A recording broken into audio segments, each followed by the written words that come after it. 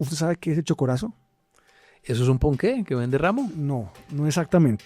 En la provincia de Padilla, y la provincia de Padilla es La Guajira, y el cacique electoral era Juanito Iguarán, Iguarán. el general Juanito Iguarán, y el 2 de febrero de 1904, él recoge las firmas de todos los que son los delegados de los municipios de la provincia de Padilla para llevarse el acta de Padilla ya para Barranquilla para sumarla a las ¿Por elecciones. quién votan?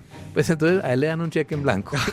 Y entonces O sea, Juanito Iguarán recoge las firmas. pero no recojo los votos. Pero no los votos y se va con imagínense, un acta en blanco para Barranquilla. A la provincia de Padilla le correspondían 23 electores, pero Juanito Iguarán le pone 45 por un tema ya como enteramente de jurisdicciones.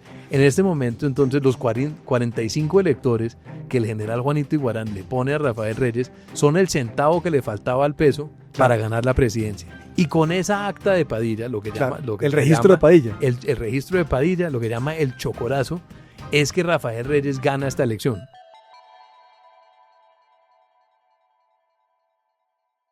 Bienvenidos a Déjà Vu. El podcast donde revisamos la coyuntura política con el espejo retrovisor de 200 años de historia. Yo soy Alejandro Lloreda. Y yo soy Luis Guillermo Vélez. Y hoy, las elecciones más importantes de la historia de Colombia. El miércoles 7 de marzo de 1849 amaneció nublado en Bogotá. Sin embargo, a las 10:30 de la mañana, en medio de la llovizna, no menos de 3.000 personas se agolpaban frente al templo de Santo Domingo. Muchos de ellos llevaban en sus capotes y sombreros cintas rojas con letras negras que decían «Viva López, candidato popular».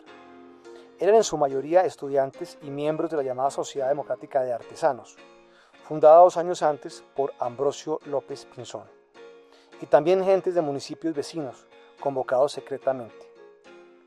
En el interior de Santo Domingo, el presidente del Congreso, Juan Clímaco Ordóñez, declaró abierta la sesión. Eran necesarios 43 votos para que uno de los candidatos fuera presidente.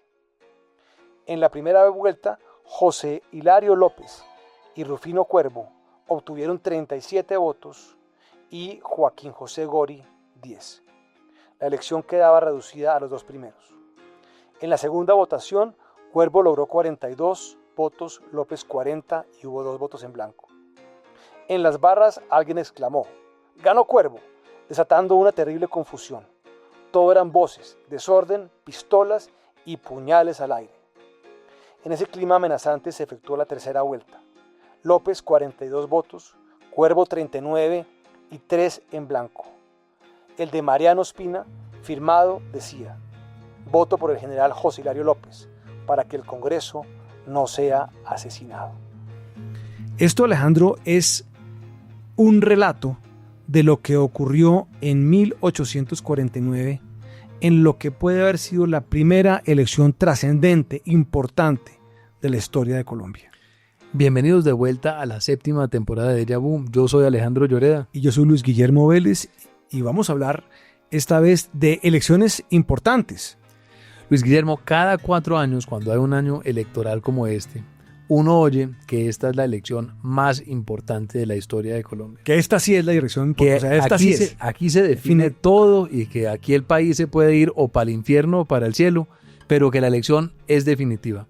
Y pues la verdad es que no todas las elecciones pueden ser las más importantes de la historia. Es más, la mayoría no son importantes. La mayoría no son importantes, pero sí hay en la historia colombiana 7 elecciones que han sido definitivas para el país, o porque hay un cambio de régimen, o porque el país cambia de destino, tiene un viraje político. Y esta que usted menciona, que es la elección del 7 de marzo de 1849 de José Hilario López, es una de ellas. Sí, esta es una elección. Alejandro, cuando este podcast empezó hace 7 temporadas, tuvimos en nuestro primer capítulo una reflexión sobre el primer gobierno de izquierda de Colombia. Y decíamos nosotros en ese entonces que el gobierno de Petro no era el primer gobierno de izquierda de Colombia, que el primer gobierno de izquierda de Colombia era precisamente el gobierno que fue elegido en 1849, el gobierno de José Hilario López. Es que este fue un gobierno muy importante, Luis, porque este es un gobierno donde Colombia ya está saliendo de la etapa inicial de la independencia. Este es una elección donde ya usted tiene unos protopartidos políticos. El Partido Liberal se funda en 1848, el Partido Conservador ese mismo año, en 1849, y usted ya tiene una participación popular en la política. Usted menciona algo muy importante que son las sociedades democráticas. Las sociedades democráticas, que eran las que impulsaban la candidatura de José Hilario López, eran unos protosindicatos de artesanos. Una de estas, la más importante, que era la Democrática de Bogotá, era la que había sido fundada por Ambrosio López, y estas eran organizaciones de la sociedad civil, como se dice hoy en día, para que la gente participe en la política. Esto ya no era un asunto de generales de la independencia a puerta cerrada, aquí ya había participación popular. Claro. Usted menciona que hay 3.000 personas frente al Templo de Santo Domingo, 3.000 personas en la Bogotá de esa época, que seguramente no llegaban ni a los 100.000 habitantes. Era una manifestación tremenda, popular. Claro, tremenda, grandísima. Y el gobierno que se instala es un gobierno que uno podría llamar de ruptura, sí, porque es un gobierno realmente progresista. Y se fija como proyecto hacer una serie de reformas modernizadoras. La más, digamos, importante de ellas, o la más conocida, es la abolición de la esclavitud. Por razones morales, pues porque la esclavitud pues era obviamente violentaba la esencia, digamos, del individuo de la manera más burda, pero también por razones económicas, porque se consideraba que el país tocaba modernizarlo, integrarlo a la economía mundial. Por eso mismo, en ese gobierno se acaban los ejidos, las tierras comunales indígenas, precisamente para darles movilidad como propiedad privada. Entonces empieza una serie de cambios modernizadores de libre comercio, sobre todo, muy importantes, que rompen con el esquema colonial. José Hilario López acaba también con la pena de muerte, que es una de las causas liberales importantes también de la época, y acaba también Luis Guillermo con el estanco del tabaco. El estanco del tabaco era el monopolio que el Estado tenía en ese momento sobre el negocio pues, del tabaco, y eso es curioso porque en este momento en que estamos grabando, los gobernadores están en las mismas. Están 150 años después todavía peleando con el gobierno central por las rentas del tabaco y el alcohol. Pero como dicen, este es un podcast de déjà vu, entonces aquí estamos reviviendo la historia. Pero el hecho es que José Hilario López sí es uno de los gobiernos reformistas más importantes de la historia, por lo menos hasta el momento, seguramente el más importante. Y el gobierno de él va a terminar, al final del gobierno de él, va a promulgarse la Constitución de 1853, que va a ser una de las constituciones más progresistas, pues, quizás del mundo en ese momento, porque es una de las constituciones que más allá va en cuanto a democratizar el sufragio, porque establece el sufragio universal masculino. Claro, y esa constitución, que es la que Víctor Hugo llamó la Constitución para Ángeles, era realmente una constitución progresista, pero a todo dar. Hoy la llamaríamos muy moderna, sí. Sufragio universal, sí. Para los hombres en ese caso. En fin, tenía derechos individuales de toda clase, libertad de imprenta, libertad de expresión, muy amplia, de movilidad, en fin. Es una constitución muy, muy progresista, muy moderna, y eso se da como consecuencia de esta elección. Esta elección es muy importante también por la tensión que se vivía en ese momento. Esta elección más adelante se va a conocer como la elección de los puñales. Sí. Todo el mundo estaba armado. Claro. Es decir, Mariano Ospina, el que dice yo voto por el general José Hilario López para que no sea asesinado, lo dice con un revólver enfrente. En la mesa. Sí. Entonces, esto era una elección donde la tensión política estaba en el máximo nivel. Y esto es algo también que cabe mencionar, esto es una elección indirecta. Aquí los que están votando son los 84 senadores. Aquí, es decir, para ese momento usted tenía un procedimiento electoral distinto al que tenemos hoy. Usted tenía en ese momento, como un colegio electoral donde usted tenía unos votos según unos distritos. Como ninguno de los candidatos había alcanzado una mayoría necesaria, la elección la tenía que perfeccionar el Congreso. Ratificar el Congreso, el Senado. Sí. Y esto es lo que se hace con la presión de las barras. Y digamos que la consecuencia de esa elección, como decíamos ahora, es esta constitución que paradójicamente acaba siendo, digamos, terminada, duró muy poco en vigencia, sí, por un golpe de Estado del general José María Melo, que es un héroe de Gustavo Petro. Sí, paradójicamente. Que es una paradoja que un chafarote golpista de estos de opereta del siglo XIX acabe con la constitución más progresista y más modernizadora realmente, pues del mundo tal vez en ese momento. Alejandro, digamos que esta elección empieza a marcar el hito de estas elecciones trascendentes.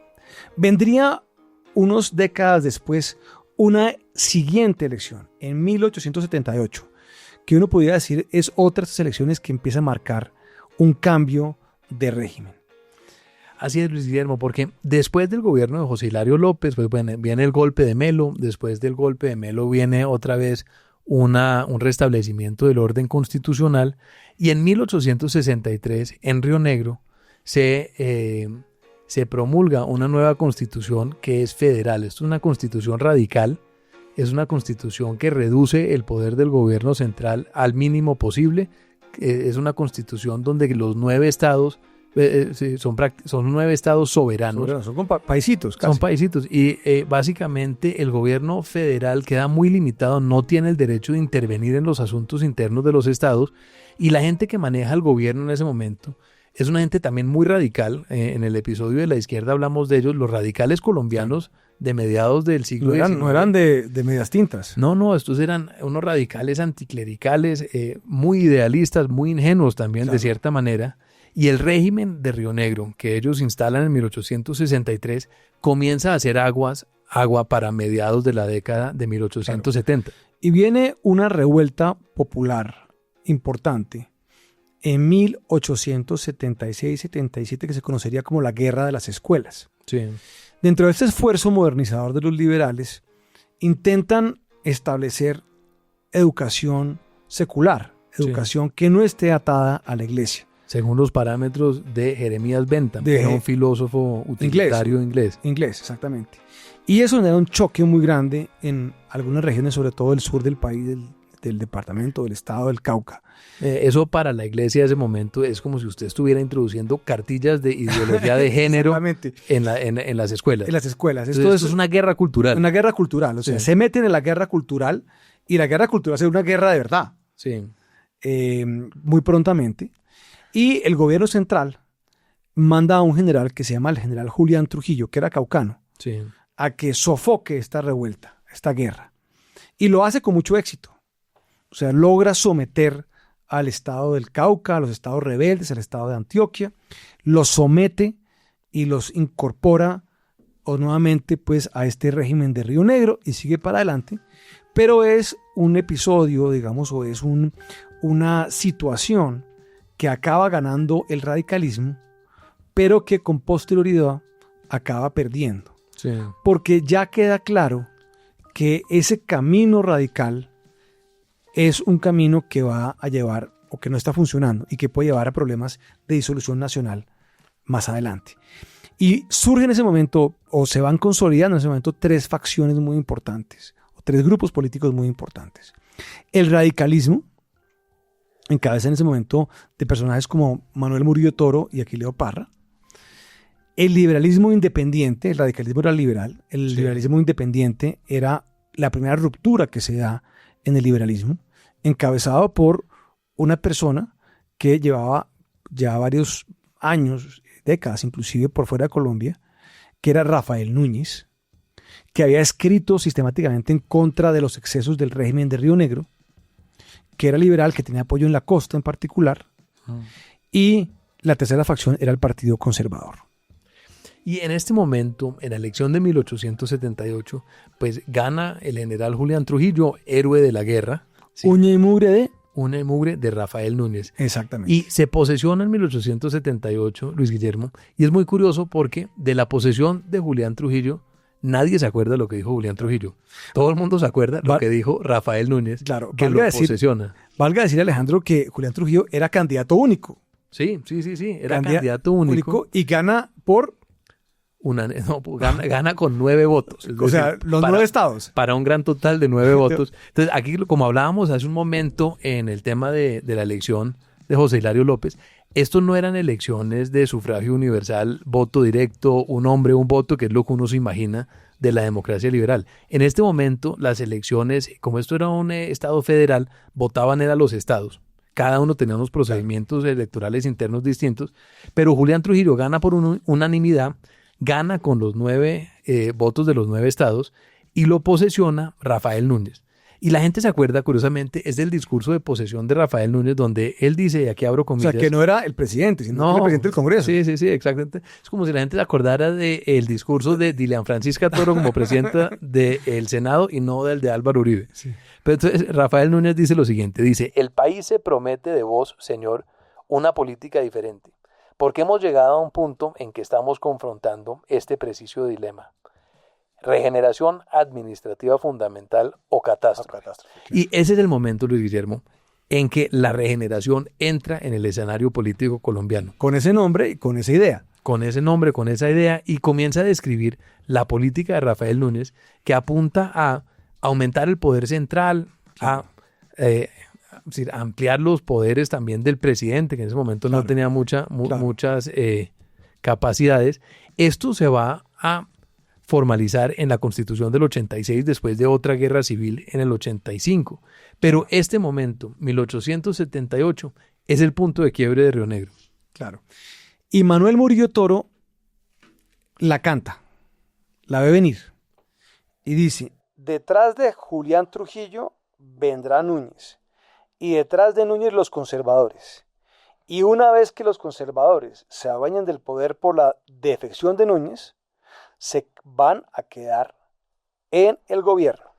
Y tenía razón. Y tenía razón. Se instalaron 50 años. Exactamente. Porque obviamente después de Julián Trujillo es elegido Rafael Núñez, sí, quien empieza inicialmente con la idea de moderar el radicalismo, de moderar la Constitución del 63. Pero como la Constitución misma no tenía mecanismos de reforma. Era irreformable.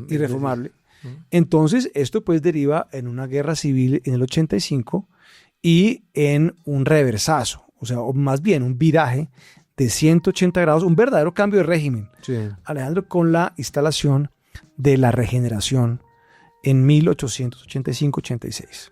Así es. Y saltando esta elección de Julián Trujillo, entramos a otra elección ya en el siglo XX, que es una elección en donde también hay un cambio de régimen y es precisamente el fin de la regeneración.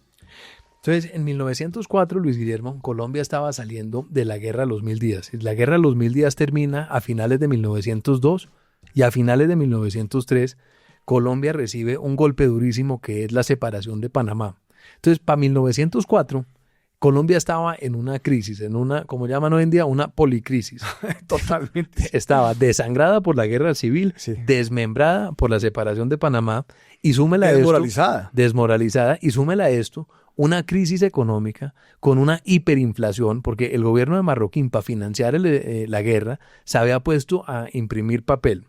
Entonces, sí, en ese momento no había banco central. El único límite era el papel. El único límite era el papel, que sí, lo podía vender seguramente Lorenzo Marroquín, sí, con una muy buena utilidad. Pero entonces, en ese momento, Colombia estaba pues en una crisis.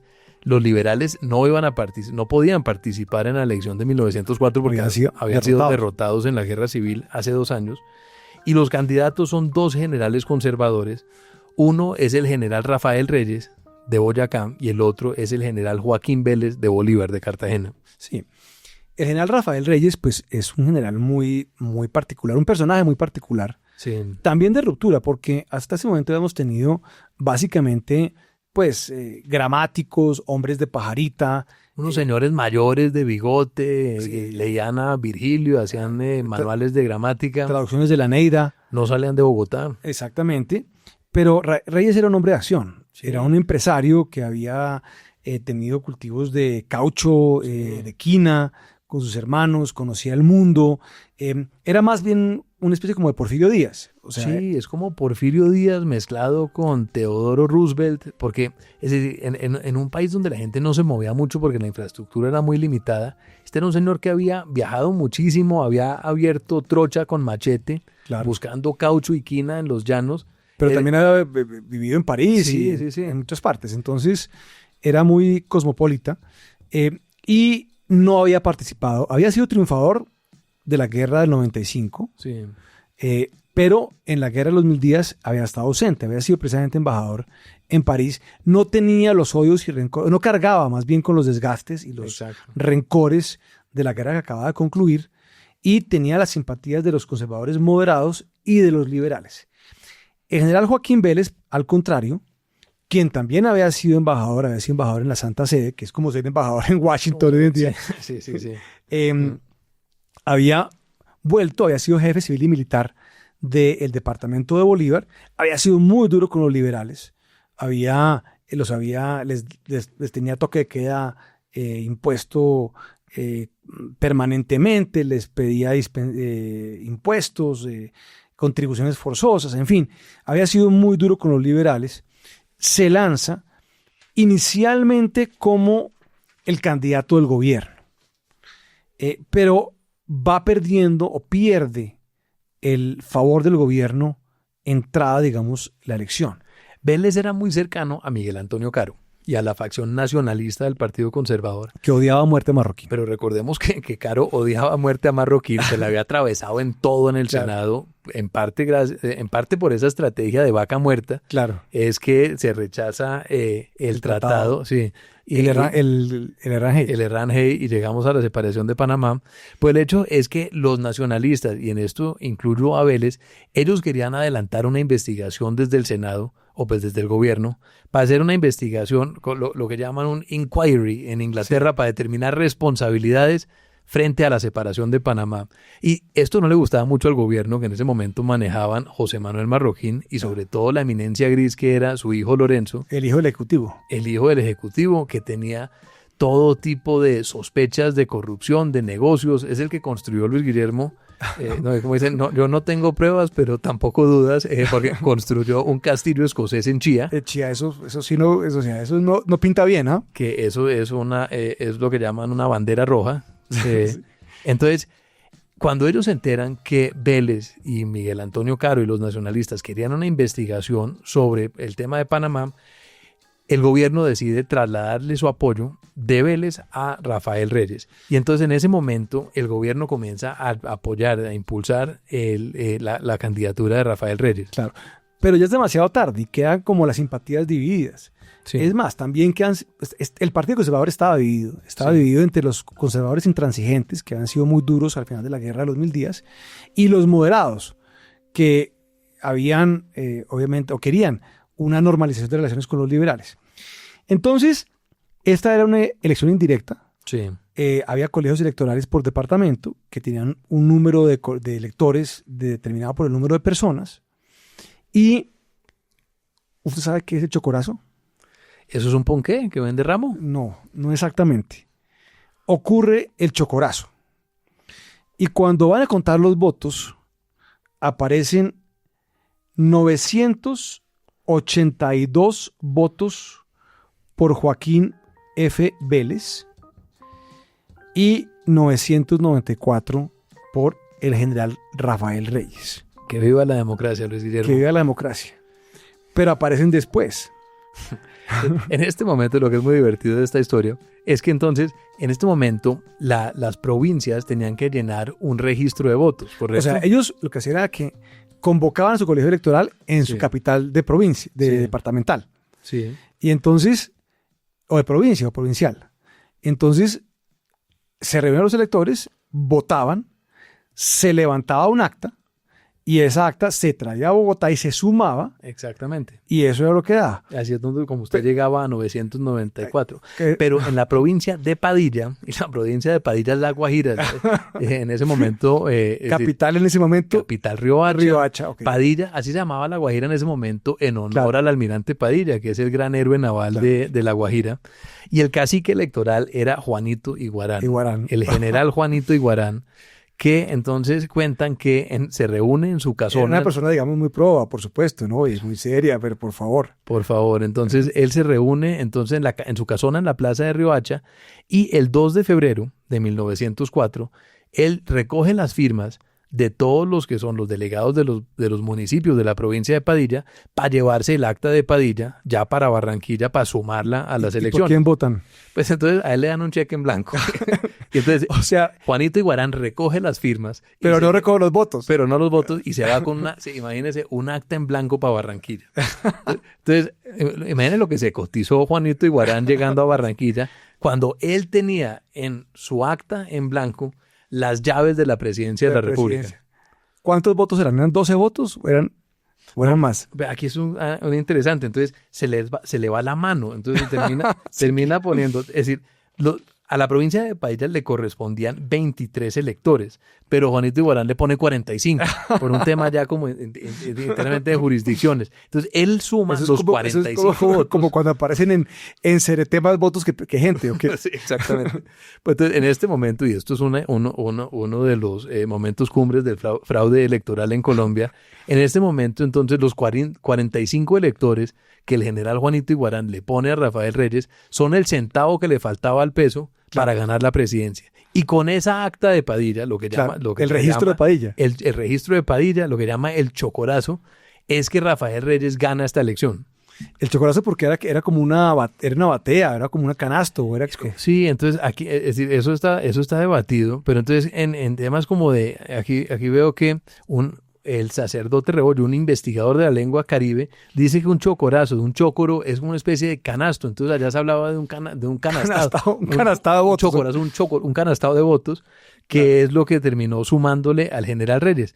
Ahora, la presidencia del general Reyes no fue mala. Es decir, el general Reyes tenía una visión modernizadora de Colombia, como hablábamos en otros episodios, donde él buscaba el progreso, él buscaba construir infraestructura, construir ferrocarriles. Petróleo, ferrocarriles, relaciones con Estados Unidos. Sí. En fin, era un positivista. Exactamente, sí. Digamos, bastante... Orden y progreso.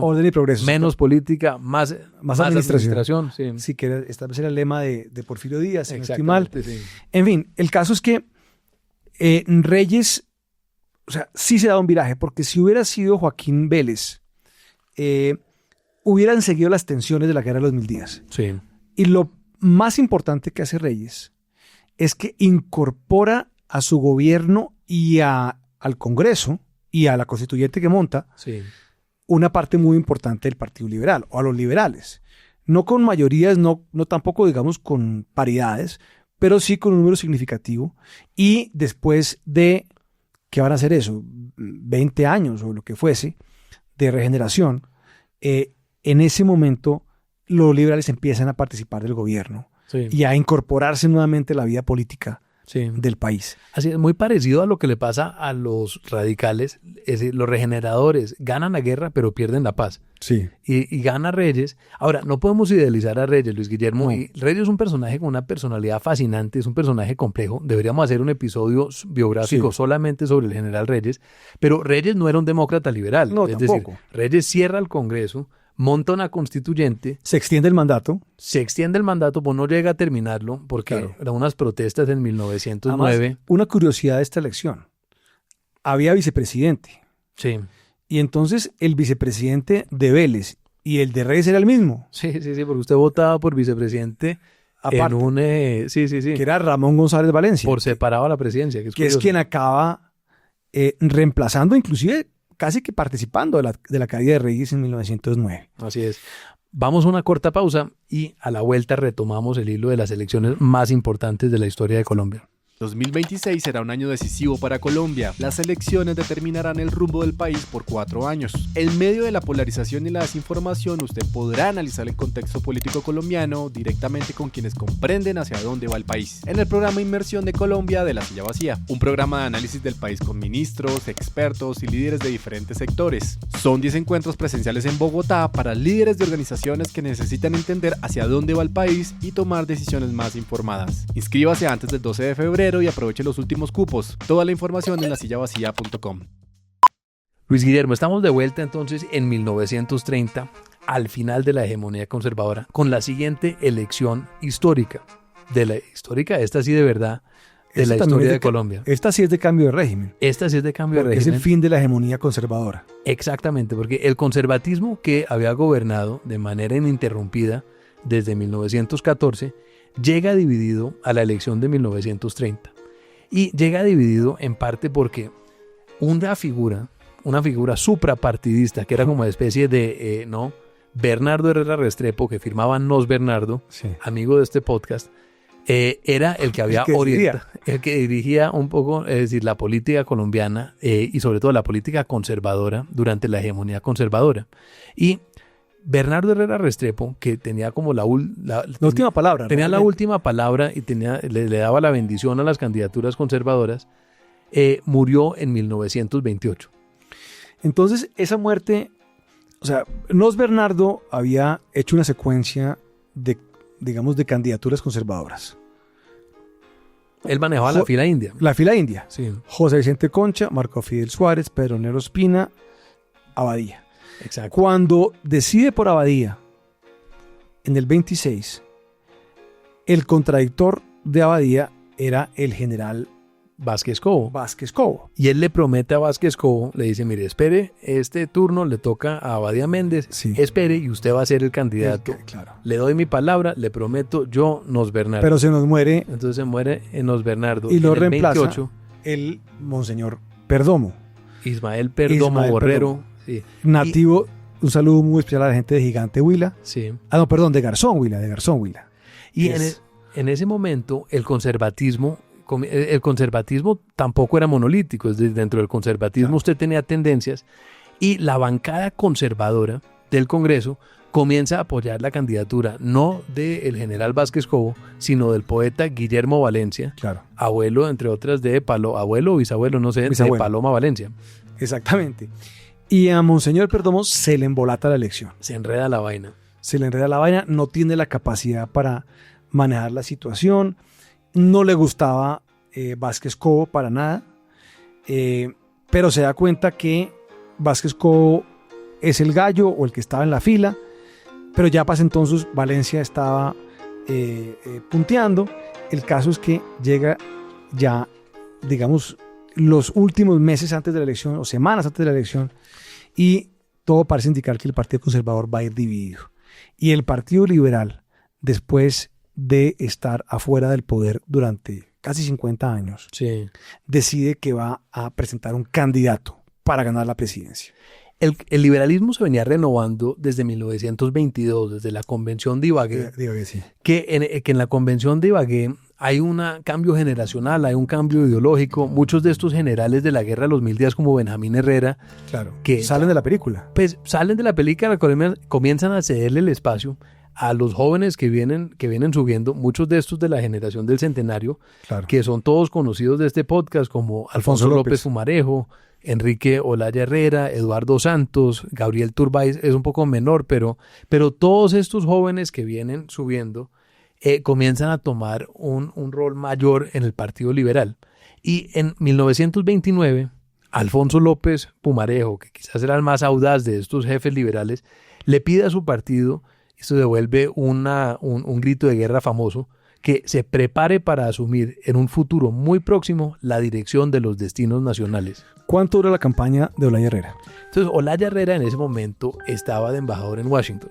Olaya Herrera, Luis Guillermo, ya lo conocimos en el podcast, porque él fue canciller, siendo muy joven, claro, de Carlos R. Restrepo. Él venía del ala más moderada del liberalismo, era boyacense, de Guateque, un tipo altísimo, sí, que medía como 2 metros. Sí. El mono Olaya era tipo de 2 metros. Sí, parecía gringo. Sí, ojiverde, parecía gringo. Entonces, él había sido canciller, es decir, no era un novato en la política, había sido canciller en el gobierno de Carlos embajador en Washington. Estaba de embajador en Washington en ese momento, y cuando el liberalismo pues, se reorganiza para asumir o para presentar un candidato, sí, y ven que el conservatismo va a llegar con 2 candidatos, llaman a Olaya Herrera. Y Luis Guillermo, lo que le sucede a Olaya Herrera es el sueño de todo político colombiano. Un saludo a Noemí Sanín, a Luis Alberto Moreno. Todos los que esperan que la presidencia, que la patria los llame. Es decir, usted está en Londres como Roy Barreras, en claro, Washington como Luis Alberto Moreno, y le digan, venga usted, el país lo necesita. En Princeton, un saludo también a Juan Carlos Pinzón. Porque entonces a Olaya lo llaman y le dicen, mire, ya tenemos su candidatura montada, venga por favor al país porque ya no, Claro. todas las fuerzas vivas del país lo apoyan. Entonces, Olaya Herrera adelanta lo que puede ser la campaña más corta en la historia de Colombia. Entonces, el 8 de enero, sin que Olaya esté en el país, ya comienzan los partidos a moverse. Entonces, hacen un mitin de 40.000 personas decir en que Bogotá. Reyes fue elegido desde París, ¿no? También, ¿cierto? Sí. Y Olaya Herrera entonces dice que él acepta la candidatura, pero como una candidatura de lo que él llama la concentración nacional. ¿Esto qué quiere decir? Que no es un gobierno de partido, sino es algo muy republicano, muy parecido a la Unión Republicana, donde es una unidad nacional que incorpore tanto a los conservadores como a los liberales. El 18 de enero llega un vapor a Barranquilla. Desembarca el doctor Olaya en Barranquilla y comienza a remontar el río Magdalena. Ajá. Y en todas las paradas del vapor que va llegando, hay eventos, lo están esperando. Llega en 23 de enero a Medellín. Entonces, ante 60.000 personas, acepta la candidatura y expone el programa del gobierno de concentración nacional. El domingo 26 de enero llega a Bogotá. También llena la Plaza de Bolívar. Y el domingo 9 de febrero es elegido presidente de la República. La campaña perfecta, pues. No, pues la campaña perfecta. Duró 20 días en campaña. Sí. La siguiente elección, Alejandro, es cuando se rompe precisamente otra ruptura de estas institucionales, digamos, de régimen, de cambio de régimen. Es cuando la República Liberal, que se inicia con Olaya, llega a su fin. Sí. Y es una elección bastante trágica en el fondo, porque es la elección del 46. Y también hemos hablado en el podcast de esta elección porque es la elección en donde el Partido Liberal le pasa lo mismo que le pasó al Partido Conservador en el año 30, 29-30. Casi calcado. Casi calcado. Y es que las dos facciones liberales no se pueden poner de acuerdo. Hay dos candidatos. El doctor Gabriel Turbay, reivindicado recientemente con mucha vehemencia por la doctora Olga González. Y el doctor Gaitán, Jorge Eliezer Gaitán. Y por la mitad pasa un candidato de moderación del Partido Conservador, que es Mariano Ospina Pérez. Esto es casi calcado a lo que pasó a los liberales. Incluso los resultados, Luis Guillermo, son casi iguales. Es decir, en el 46, que puede ser, como usted menciona, una de las elecciones más importantes y más trágicas de Colombia, termina ganando Mariano Ospina con un 40%, pero la suma de los dos liberales llega como al 55%, más o menos los mismos porcentajes de 1930. Y entonces, el liberalismo, que estaba dividido porque había comenzado a subir Jorge Eliezer Gaitán en esos años 40 como una figura popular, populista, enemiga de los jerarcas del partido, que era el doctor López, el doctor Santos. Estos eran como en ese momento los expresidentes tenían un gran poder. Entonces, él es como una especie de disidente o insurgente dentro del liberalismo. Claro. Él está inicialmente por fuera, pero el liberalismo logra incorporarlo al Partido Liberal. De hecho, después de esta elección, antes del asesinato de Gaitán en el 48, él va a ser elegido jefe único del Partido Liberal. Es decir, él logra, después de unas batallas que duran años contra los directivos liberales, él logra asumir la dirección única del partido. Y Alejandro, la campaña fue una campaña, o la elección más bien, fue una elección limpia. Alberto Lleras se encarga de que sea una elección limpia. Cosa que muchos de sus copartidarios le reclaman después.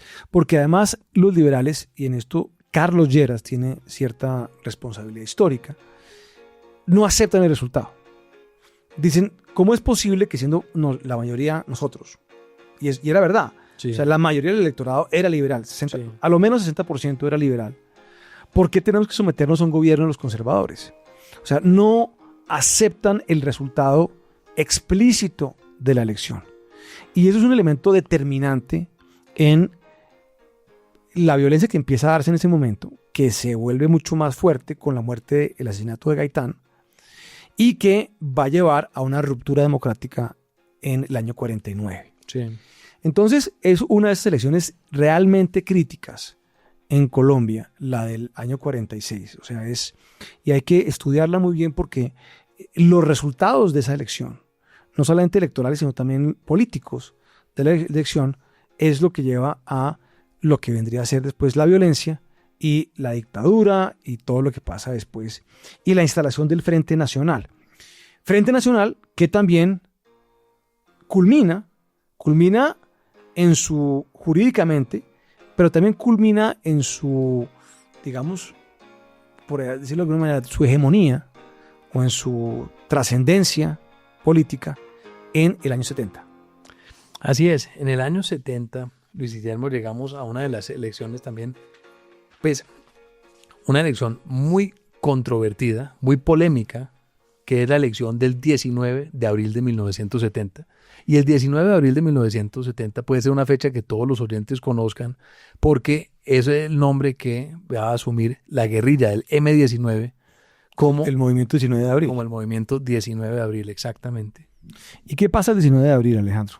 Entonces, el 19 de abril está terminando gobierno Carlos Lleras. Este sería el penúltimo gobierno del Frente Nacional. El Frente Nacional se había extendido por otros 4 años a 16 años para que sean 2 presidencias liberales, 2 conservadoras. Carlos Lleras estaba terminando su periodo presidencial. Le tocaba a los conservadores. Le tocaba a los conservadores, pero aparece, Luis Guillermo, una tercera fuerza. Esta es la Alianza Nacional Popular, encabezada por Gustavo Rojas Pinilla, el antiguo dictador. Y aquí hay una cosa curiosa porque se ha dicho siempre, o se dice usualmente, la gente lo repite con mucha frecuencia, que el Frente Nacional es el causante de la violencia porque excluía a las fuerzas de la participación política. Sí. Pues eso no era del todo cierto, o eso no era cierto, porque de hecho uno sí podía participar. Y la prueba reina de que podía participar es que Rojas se inscribe como conservador y participa.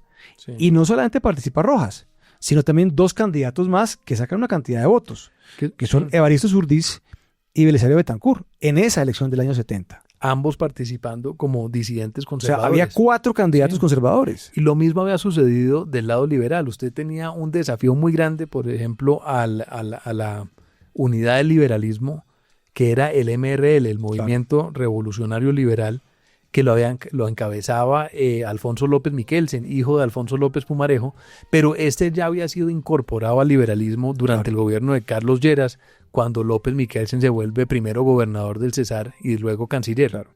Y ya para ese entonces, años 70, el Frente Nacional estaba desgastado. Sí. O sea, la solución política ya la gente, digamos, no la compartía. Se habían caído de manera muy importante las votaciones. O sea, la gente no estaba participando como lo había hecho anteriormente. También era una realidad, pues, que en una política ordenada y coordinada, sí, claro. pues no. ¿Para qué? Sí, ¿para qué? Es ¿Para decir, qué? Si aquí le tocan a los conservadores, ¿yo para qué voy a salir a votar si soy liberal? Exactamente. Entonces, eso era la consecuencia y a eso súmele años 60, Revolución Cubana, mayo del 68 en París, en fin, era como otro ambiente. Y Rojas logra captar una parte muy importante de esa insatisfacción. Rojas no era un comunista, es más, era anticomunista. Sí. Ese giro a la izquierda que le dan a Rojas se lo da a la hija, Sí. la capitana, y después unas facciones, digamos, más de izquierda de la NAPO. Yo diría que es un giro al populismo más que a la izquierda. Claro, más Sí. exactamente. Y el caso es que los primeros datos electorales de ese 9 de abril, de ese domingo 9 de abril, dan como ganador a Rojas. Y esto es una sorpresa muy profunda. Y se va la luz, o es como si fuera la luz, si se fuera la luz, Sí. a eso de las, ¿qué serán? 9, 10 de la noche. Y ya se dejan de transmitir resultados electorales. Y cuando la gente se levanta al día siguiente, el 20 de abril, el resultado es 1.368.000 votos para Pastrana, 1.366.000 votos para Rojas. Es decir, 2.000 votos de ventaja para Pastrana. En los días siguientes va a aumentar la diferencia a favor de Pastrana, pero ese día, el 20 de abril, la gente amanece, ve esa noticia con 2.000 votos de diferencia. y sale a protestar. Las protestas continúan creciendo el día siguiente, el 21 de abril. Y ese 21 de abril por la noche, Luis Guillermo, es que Carlos Lleras da su famosa alocución. Repito, son las 8 de la noche. Las gentes tienen una hora para dirigirse a sus hogares. El que se encuentre fuera de sus hogares a esa hora será apresado. Si trata de huir o pone resistencia, lo hace por su cuenta de riesgo, corriendo los peligros consiguientes. A estas medidas probablemente seguirán otras, porque estoy resuelto a develar todo intento de subversión. Y repito, paralelamente a este ejercicio necesario de la autoridad. Claro, el régimen del Frente Nacional tenía miedo de una repetición del 9 de abril. Carlos Lleras no se deja mamar gallo tan fácilmente y manda literalmente a dormir a los colombianos. Sí. Toque de queda, todos para la casa, no acepto protestas. Este fue el resultado. Pues llevamos, Alejandro, más de 50 años debatiendo si hubo fraude o no hubo fraude. Hay gente que dice que no hubo fraude porque la dinámica de los votos o de la recolección de votos pues llevaba a eso. Sí. Las ciudades principales habían votado por Rojas. Sí. Eso era claro. Sí, sí, sí. Pero en el campo Rojas no era tan popular. Y el conteo se demoraba más. Se demoraba más llegando del campo. Y eso pasa inclusive hoy en día, también pasa eso. El ministro del Interior de la época, que se llamaba el Tigrillo Noriega. César Augusto Noriega. Él da una explicación como del Chavo del Ocho, que dice sí, pero no, pero todo lo contrario. De que de pronto en esos pueblos periféricos pudo cometerse una adulteración de la realidad electoral. Yo no hice fraude, ni el gobierno nacional hizo fraude. Pero usted me pregunta, ¿hubo fraude?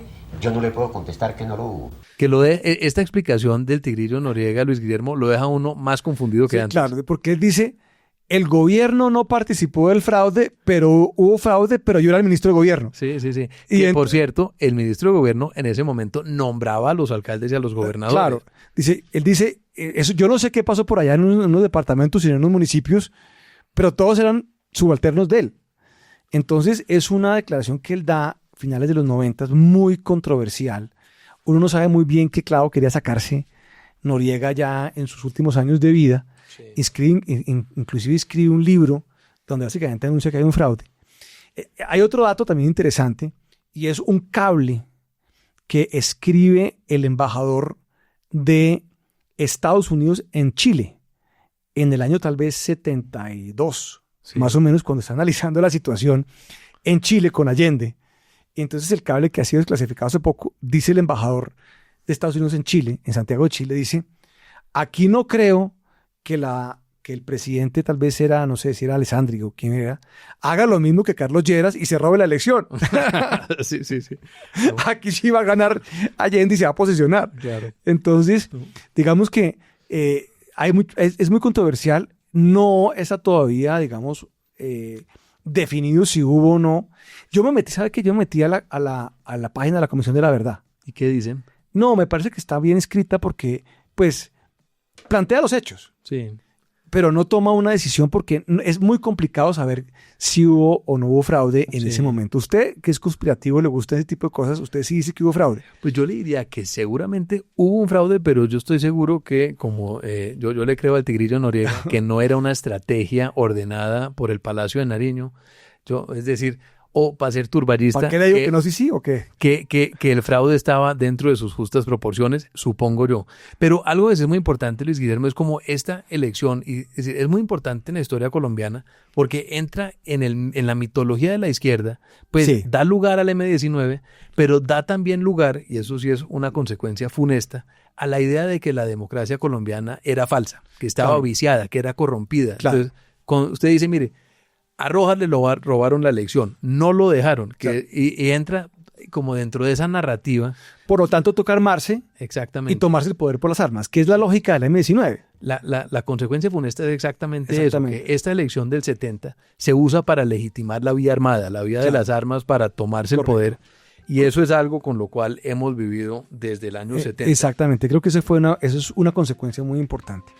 Y Alejandro, vamos a llegar a la última elección, esta ya en el siglo XXI. ¿La del 2026, Luis Guillermo? No. Todavía no sabemos. Eso todavía no sabemos qué pase. Sí. La del 2002. Entonces, la elección del 2002 también es muy importante, la elección de Álvaro Uribe, porque, bueno, por varias razones. Es decir, rompe con el bipartidismo que había sido la característica fundamental del sistema político colombiano desde 1849. Es decir, usted puede trazar una línea directa desde la elección de José Hilario López hasta la de Álvaro Uribe, donde los presidentes hacen parte de una de las dos colectividades. Correcto. Ese es uno de los motivos. Otro de los motivos es que gana pues un outsider, ¿sí? Claro. Un outsider con tintes también populares y populistas. Claro.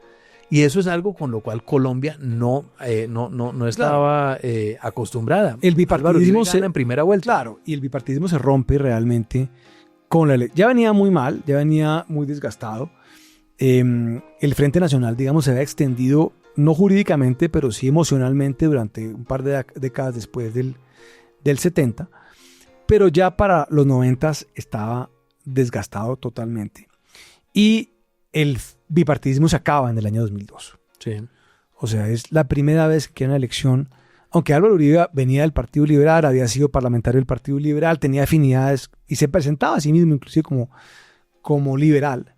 Lo cierto es que su llegada rompe completamente el bipartidismo y se rebaraja completamente la política colombiana. Cambia también, Luis Guillermo, la narrativa sobre la violencia política. Entonces, hasta Álvaro Uribe usted podía tener, todos los gobiernos tenían una visión relativamente similar de las guerrillas, de los problemas de orden público. Uribe llega con una visión de mano dura en el 2002, una visión de no negociar con las guerrillas, que rompe con 20 años en ese momento de una tradición de tratar de buscar una salida negociada al conflicto. Por lo menos desde los años 50. Sí, incluso porque si usted piensa que Rojas Pinilla fue el primero en buscar una amnistía, claro. Es decir, la tradición de las amnistías, de las negociaciones políticas... Llevaba 50 años para ese entonces. 50 años, y si usted se extiende más atrás a las amnistías de las guerras civiles del siglo XIX, usted puede decir que la solución negociada, la salida política a los conflictos venía desde la Guerra de los Supremos. El hecho es que Uribe rompe con eso, y eso también es un cambio fundamental, y eso es una elección que nadie la vio venir. Sí. O sea, el que se suponía que iba a ganar era Horacio Serpa, candidato único del Partido Liberal. Sí.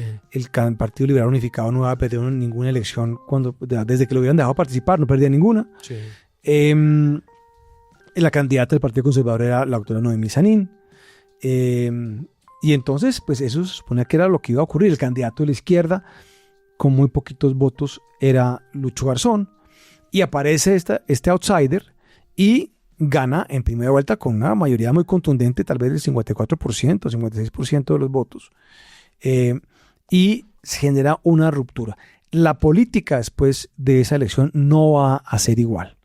Luis Guillermo, ¿y 2026 va a ser una de las elecciones más importantes de la historia de Colombia? Pues yo creo que sí, porque aquí lo que está en juego es la continuidad del modelo del petrismo o de la izquierda, que a mi juicio es una izquierda bastante radical, versus, además lo digo porque ellos han planteado un cambio constitucional. Sí.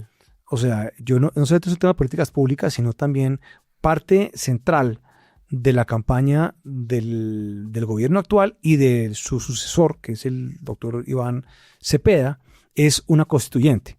Entonces sí creo que es una campaña que se plantea en modo o en clave de ruptura, frente, no sé a qué exactamente, pero ruptura del pasado, y creo que es una campaña trascendental, porque gane Iván Cepeda o gane el que no sea Iván Cepeda, creo que el país tendrá un rumbo o otro rumbo. Así es, y esto será un tema para un futuro episodio de Deja Vu. A todos los oyentes, muchas gracias. Un saludo muy especial, bienvenidos a nuestra 7ª temporada. Deja Vu es un producto de La Silla Podcast. Grabado en los estudios de La Silla Vacía. Escrito y dirigido por Luis Guillermo Vélez y Alejandro Lloreda. Producido y mezclado por Fernando Cruz y la coordinación de Tatiana Duque. Cada 15 días, un nuevo episodio en su plataforma preferida. Gracias por escuchar.